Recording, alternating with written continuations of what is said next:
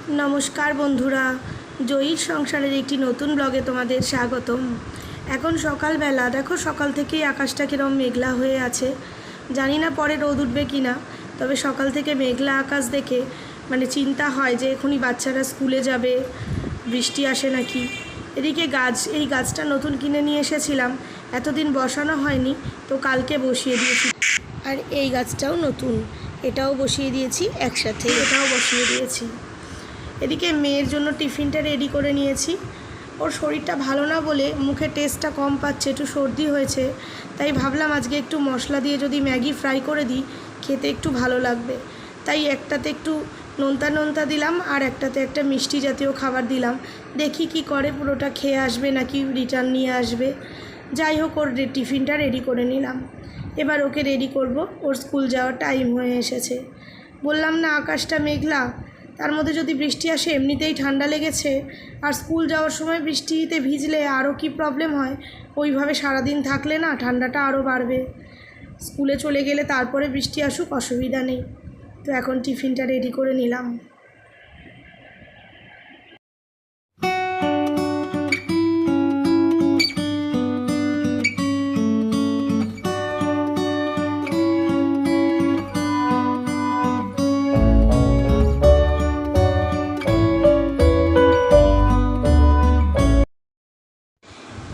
মেয়েকে স্কুলে রওনা করে দিয়ে গিয়েছিলাম একটু মাছ বাজারে। আমি আর মা দুজনাই গিয়েছিলাম। তো একটু টুকটাক বাজার করে নিয়ে আর একটু মাছ মাংস নিয়ে বাড়ি চলে এসেছি। এখন যেটা রান্না করছি সেটা হচ্ছে লোটে মাছ। এই খাওয়াটা আমি এই শ্বশুরবাড়িতে এসেই শিখেছি। প্রত্যেকবার মাই রান্না করে, কিন্তু আজকে আমি মাকে বললাম না, এটা আমি আজকে রান্না করি, দেখি তোমার মতন হয় কি না।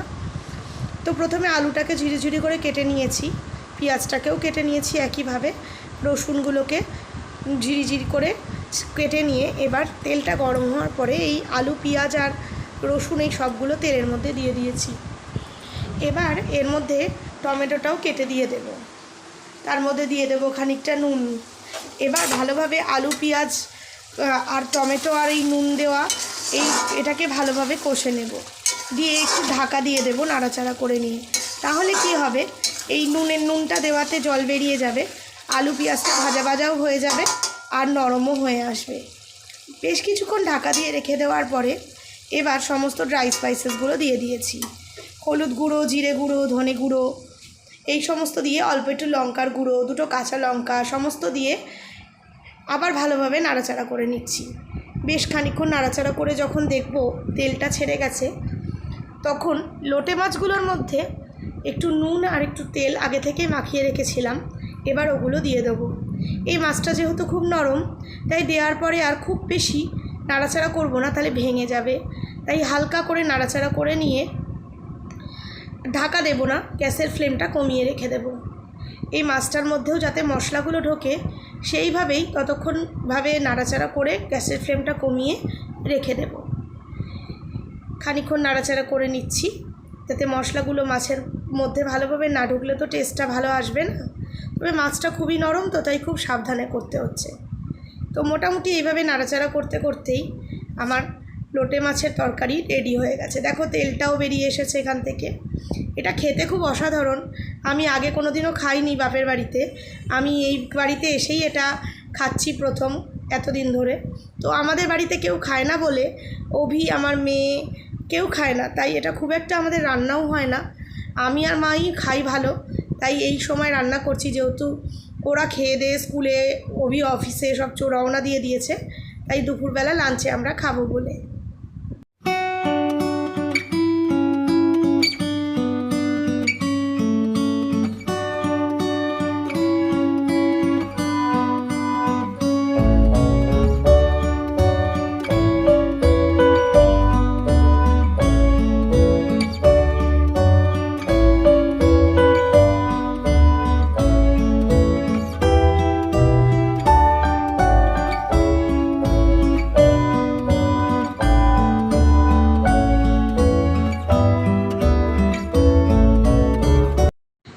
গুড ইভিনিং বন্ধুরা, এখন দুপুরের পরে তোমাদের সঙ্গে আবার অনেকক্ষণ বাদে কথা বলছি। মেয়ে এখন টিফিন করছে আর আমরা এদিকে একটু চা খাবো বলে চা বানিয়ে নিচ্ছি। সন্ধ্যেবেলা একটু চা না খেলে হয় না, তো চাটা বানিয়ে নিয়ে আর ওকে একদিকে টিফিনটা দিয়ে তারপরে ওকে পড়াতে বসাই, কারণ পড়াতে বসলে আর তখন ওঠা যাবে না। তো ওই জন্য এখন একটু চা খেয়ে নিচ্ছি। আর দেখবে একটা জিনিস, বিকালবেলা চায়ের সাথে বিস্কিটটা যেন মনে হয় একটু ভালো হলেই ভালো হয়। তো আজকের বিস্কিটটা দেখো বেকারি বিস্কিট, আর তার মধ্যে সম্পূর্ণ তিল দেওয়া গায়ে বিস্কিটটার, খেতেও বেশ ভালো বিস্কিটটা। এই বিস্কুটটা আমার খুব ফেভারিট একটা বিস্কুটের মধ্যে অন্যতম। আমার মেয়েও ভালোবাসে বিস্কিটটা। তো যাই হোক, এখন আমরা চা বিস্কিট খেয়ে নিচ্ছি, খেয়ে তারপরে ওকে আবার পড়াবো। তো আমি এতক্ষণ ধরে পড়িয়ে নিলাম, পড়ানো হয়ে গেছে।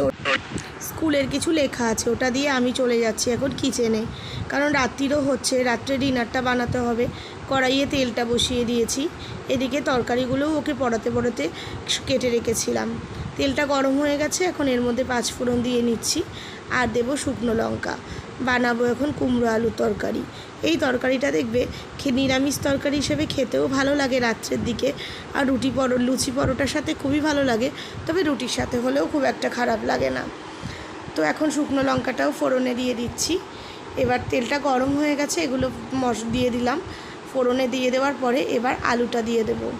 আলুটা দেওয়া হয়ে গেলে কি হবে, আলুটা বেশ খানিকক্ষণ একটু নুন দিয়ে আর কেটে রাখা টমেটো দিয়ে খানিকক্ষণ নাড়াচাড়া করে নেব।